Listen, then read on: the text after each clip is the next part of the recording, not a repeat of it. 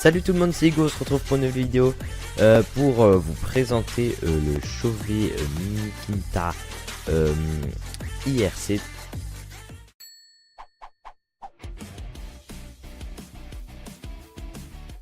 Déjà, premier point positif, j'ai envie de dire, tout simplement, ça fait plus de 2 ans que je l'ai et il fonctionne toujours extrêmement bien.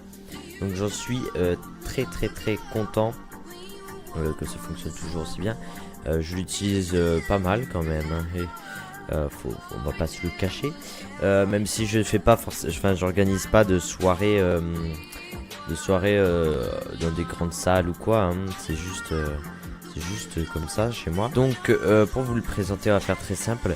On peut le connecter en DMX. Vous voyez de toute façon sur la vidéo des exemples de ce qu'il peut faire, des couleurs qu'il a. Donc il a le vert, le bleu, le rouge,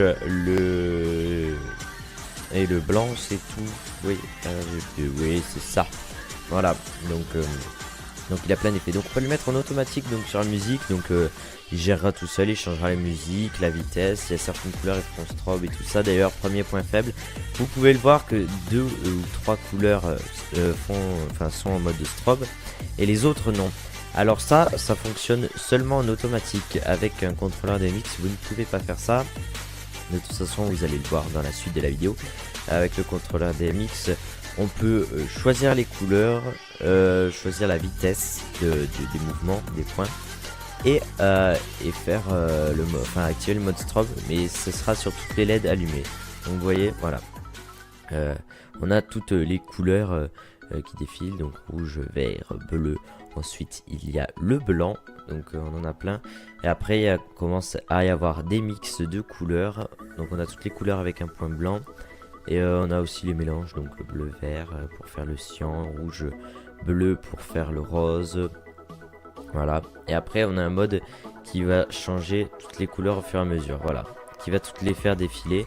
Et plus bien évidemment vous l'augmenterez, plus ce sera rapide.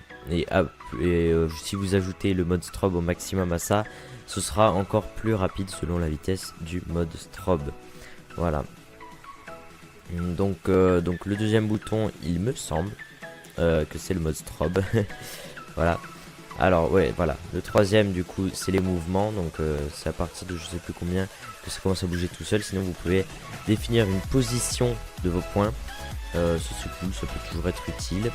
Et après bon bien évidemment vous pouvez choisir la vitesse de rotation des points. Et après pour le bouton du milieu, comme vous allez le voir, il y a le mode strobe. Voilà. Et après bon, vous pouvez augmenter la vitesse ou non. Donc niveau DMX, je suis très content. Et on peut, et comme je vous ai dit, il y a le mode automatique et qu'on peut activer grâce au DMX. Donc là par exemple mon Dermy chez moi, il est toujours branché au DMX. Si un soir j'ai la flemme de l'utiliser, enfin de changer les couleurs et tout ça, il y aura le mode automatique qui se mettra, que je pourrais mettre en route en montant le 4e fader. Voilà. Donc c'est plusieurs possibilités sympas qu'on peut faire avec ce Derby. Je sais qu'on peut acheter une télécommande aussi. Malheureusement elle n'est pas fournie.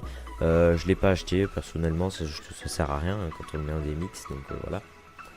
Et puis vous derrière pour le contrôler tout ça, il y a un petit écran, ça vous l'avez vu en début de la vidéo. Enfin voilà, après on peut brancher un autre Derby dessus, une autre lampe. Moi c'est la barre LED qui est branchée dessus. Et j'avoue que cette fonction, cette prise est très pratique. Pour les déplacements et tout ça, ça enlève des multiprises quoi. Bref, en tout cas j'espère que cette vidéo vous aura plu. Si elle vous a plu, n'hésitez pas à la liker sur Twister, hein. Voilà, vous abonner à ma chaîne YouTube, de toute façon c'est Axel et Hugo, vous pourrez aller voir ça, mon Twitter, mon Facebook, et moi je dis ciao pour de prochaines vidéos sur Twister. Allez, salut.